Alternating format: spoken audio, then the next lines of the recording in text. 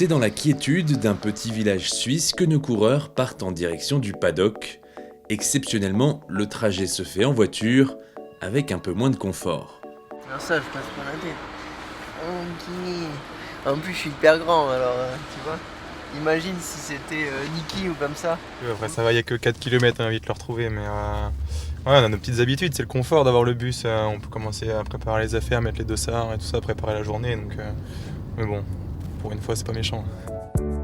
L'équipe retrouve son bus au départ de la course qui se situe dans la cour de Primeo Energy, l'un des sponsors de l'équipe. L'entreprise a toujours été pionnière dans le domaine de l'électricité puisque c'est elle qui a électrifié le nord de la Suisse en 1897. Mais revenons au vélo car aujourd'hui au briefing, l'objectif est de prendre part à l'échappée. Vouloir être deux dès le début du pied de la bosse, tout le temps en avoir un plutôt déjà. Ouais, c'est ça. Parce qu'il y a moyen de se faire contrer et d'en avoir zéro. Prenons l'hypothèse 4-5 coureurs comme d'habitude. Partons aujourd'hui, ce qu'il faut, c'est rester dans la course tout de suite pour ceux qui ressortent. Ça, c'est pas notre spécialité. Mais si ça ressort à 3 ou 4 derrière, soyez dedans. Ça, c'est classique de chez classique. On est très bon pour lever notre cul.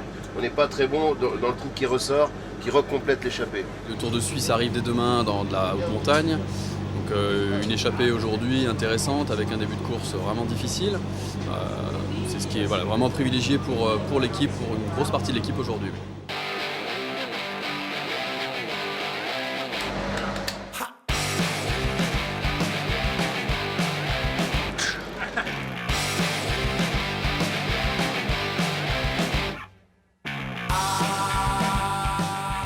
Je suis un peu nerveux parce que je ne savais jamais que ça roule à bloc depuis le début de course. Mais ouais, on est bien ici dans le soleil et on attend le départ. Il faut arriver sur la ligne un petit peu en avance à chaque fois pour ne pas louper le départ. Et puis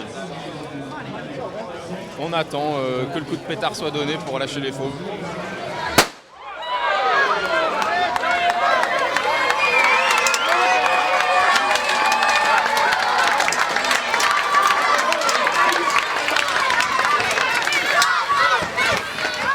Avec son expérience, Fabien Grelier parvient à prendre l'échappée du jour.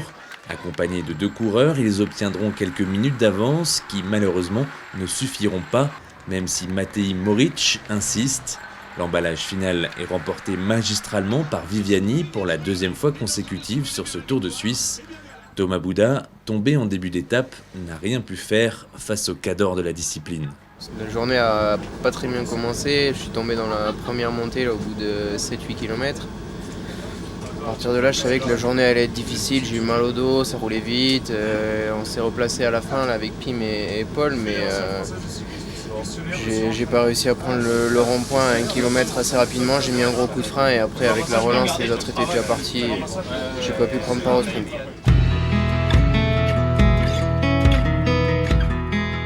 Demain, l'étape la plus courte de ce Tour de Suisse offrira aux grimpeurs une arrivée au sommet classée en première catégorie, 120 km qui devrait réserver leur lot de surprises.